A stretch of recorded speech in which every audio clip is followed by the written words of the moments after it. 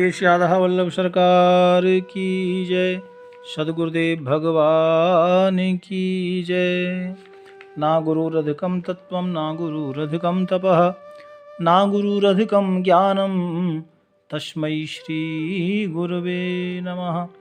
ब्रह्ममुरारि सुरार्चितलिङ्गं निर्मलभाषितशोभितलिङ्गं जन्मज दुःखविनाशकलिङ्गं तत्प्रणमामि सदा शिवलिंगम। प्यारे भक्तों, श्रावण मास में आप 12 ज्योतिर्लिंगों की कथा श्रवण कर रहे हैं। भक्तों, आज हम पावन चरित्र श्री भीमा शंकर ज्योतिर्लिंग की कथा श्रवण करेंगे। भक्तों, ये जो भीमा शंकर ज्योतिर्लिंग हैं, ये महाराष्ट्र में पड़ते हैं। महाराष्ट्र के मुंबई से आगे जो पुणे पड़ता है, पुणे में, महाराष्ट्र में पुणे से 110 किलोमीटर सहयात्री नामक पर्वत पर स्थित है। और भीमा शंकर ज्योतिर्लिंग को भक्तों मोटेश्वर महादेव के नाम से भी कुछ लोग जानते हैं, है ना। मोटेश्वर महादेव, क्योंकि यहाँ का जो शिवलिंग है ना, वो बहुत अच्छा बड़ा है लिंगम, इसलिए मोटेश्वर महादेव के नाम से कई लोग उधर नाम लेते हैं महाराष्ट्र में। प्यारे भक्तों, कथा आती है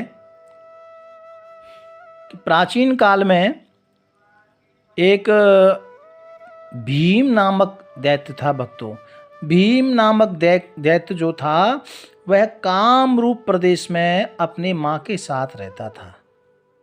प्यारे भक्तों, मैं आपको जरा बताऊं, ये जो भीम जो राक्षस था ना भक्तों, ये जो रावण का भाई था ना कुंभकर्ण, वो कुंभकर्ण का ये बेटा था भक्तों। ये भीम नाम का दैत्य, और अपनी माता जो भीम का जो माँ है ना, वो अपनी माता कर्णकटी के साथ में यहाँ वास करता था, कामरूप के वन में। तो प्यारे भक्तों, ये अपनी माता के साथ रहता। जब इसका जन्म हुआ ना, तो जन्म से लेकर युवा अवस्था तक इस भीम दैत्य ने अपने पिता का दर्शन नहीं किया था। तो जब ये युवा हुआ तो इसने देखा कि माता का प्यार तो मुझे मिला है, माता को ही देखता था, लेकिन इसने बड़े होने पर अपनी माँ को पूछ लिया, माँ मेरे पिता कौन हैं? तो जो भीम दैत्य था उसकी माँ ने कहा कि बेटा, तुम्हारे पिता बहुत बलशाली हैं और रावण के भाई हैं कुंभकर्ण। जब मेरा उनका मिलन हुआ था, वो लंका गए थे और मुझे कहा कि मैं लंका से वापस तुम्हारे पास आऊँगा, लेकिन वो चले तो गए लंका में, लेकिन वापस नहीं आए। कहा क्यों? क्योंकि जब वो लंका में गए थे, उसके बाद वहाँ श्री राम रावण का युद्ध हुआ था, और उस युद्ध में तुम्हारे पिता को श्री राम प्रभु ने मार दिया। ये कर्णकटी यानी भीम दैत्य की जो माँ थी, उसने ये कथा सुनाई भक्तों। कहा तुम्हारे पिता का यानी कुंभकर्ण का वध श्री राम प्रभु ने किया। तो जब ये भीम दैत्य ने जब ये बात सुनी भक्तों, तो उसने दृढ़ निश्चय किया कि अपने पिता का बदला मुझे विष्णु से लेना है ना। संकल्प किया, विष्णुदेव को छोड़ना नहीं है। और ऐसा मन में विचार करके भक्तों, उसने हजारों साल तक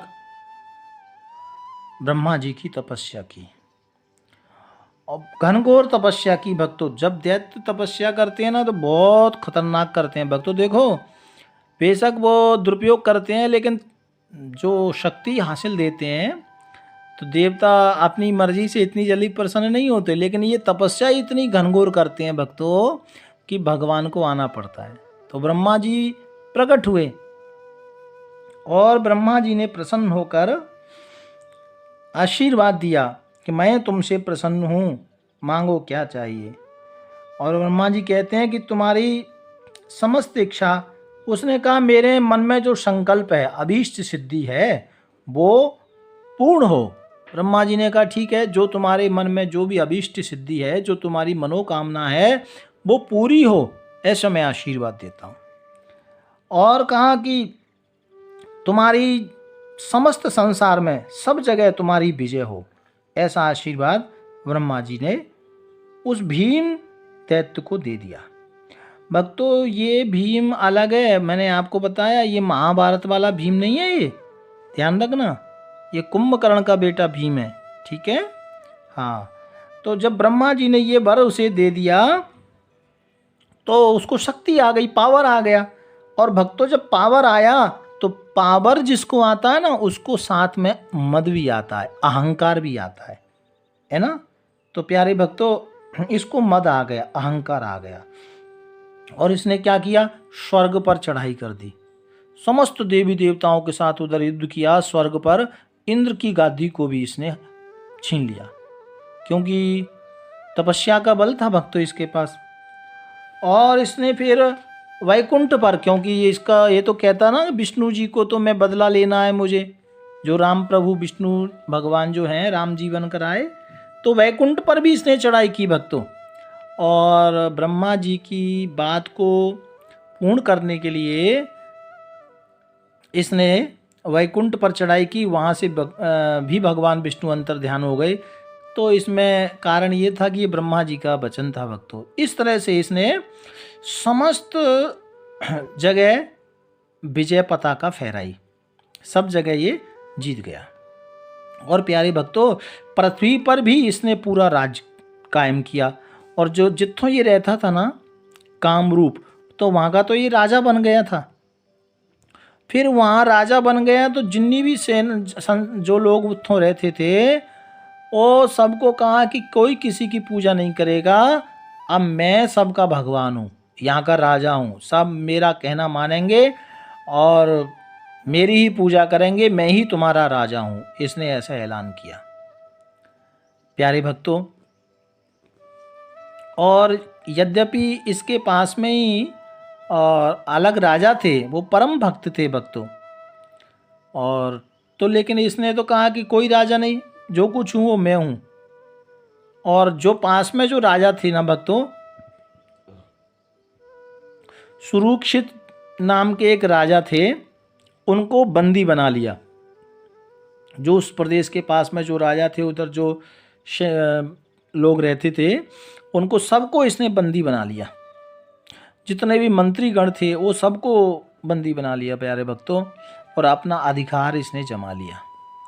और ये अत्याचार सबके ऊपर करने लगा, सबको बिना मतलब के सबको मारना, दंड देना, परेशान करना।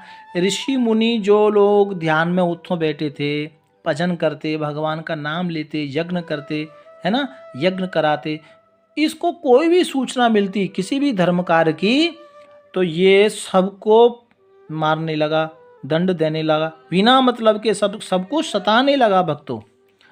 और इसने सताते सताते एक और गलती की कि भगवान जो राजा थे ना सुरूक्षित, वो भगवान शंकर के बड़े भक्त थे भक्तों, उनको भी इसने पकड़ के जेल में डाल दिया, है ना। और इनके साथ जो मंत्रीगण थे उन सबको भी जेल में डाल दिया, ये राजा को। लेकिन प्यारे भक्तों जो राजा थे ना वो भगवान शंकर के परम भक्त थे, और इन्होंने इनको जेल में डाला राजा मंत्रीगण प्रजा के साथ में।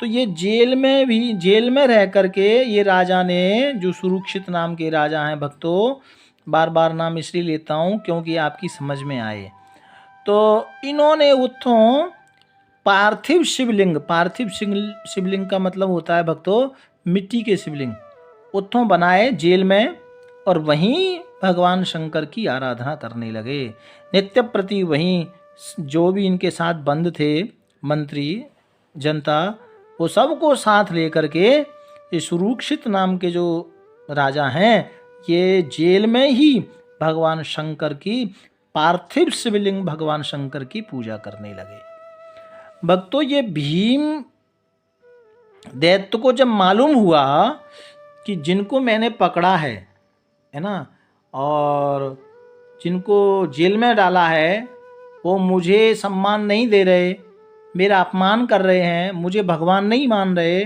किसी के द्वारा पता लगा कि वो तो जेल में भी भगवान शंकर की पूजा कर रहे हैं। तो इसने जब इतना सारा प्रयास किया लेकिन लोगों को और वहाँ के राजा को अपनी ओर नहीं मोड़ पाया, तो जब इसको पता लगा तो ये जेल में गया भक्तों।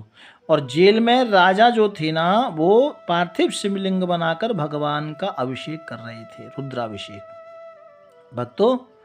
और इसने जेल में जाकर के अपनी तलवार निकाली और तलवार से राजा, जो वहाँ के जो राजा थे सुरुक्षित, उनको तलवार से काटने के लिए उद्यत हुआ। और जैसे ही इसने काटने के लिए, वध करने के लिए अस्त्र चलाया प्यारे भक्तों, उसी वक्त भगवान रुद्र यानी भगवान भोलेनाथ पार्वतीनाथ उसी वक्त प्रकट हुए। और प्रकट होकर अपने भक्त राजा की रक्षा करते हुए भगवान ने पशुपतास अस्त्र से इस भीम दैत्य का वध कर दिया और इस तरह अपने भक्त की रक्षा की। प्यारे भक्तों, क्योंकि भक्त तो परेशान थे ही, लेकिन देवतागण भी परेशान थे। जैसे ही भीम दैत्य का भगवान शंकर ने वध किया, सब लोग उत्थों आ गए और भगवान शंकर को प्रणाम करने लगे, स्तुति करने लगे। नमामि शमीशान निर्वाण रूपम, स्तुति करने लगे।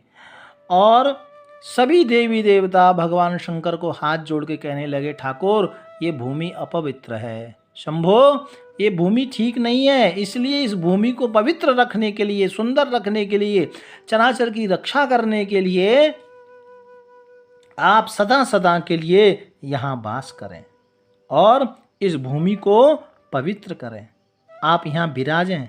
तो प्यारे भक्तों, भगवान शंकर ने कहा तथास्तु, आशीर्वाद दिया भगवान भोलेनाथ ने कि जो तुम मांग रहे हो यही होगा।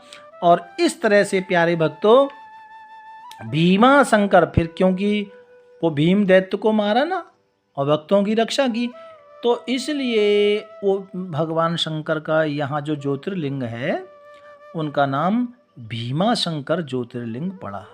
भीमा शंकर भगवान शंकर के श्री चरणों में प्रणाम करते हुए आज की वाणी को विराम देते हैं। प्यार से बोलो हर हर महादेव।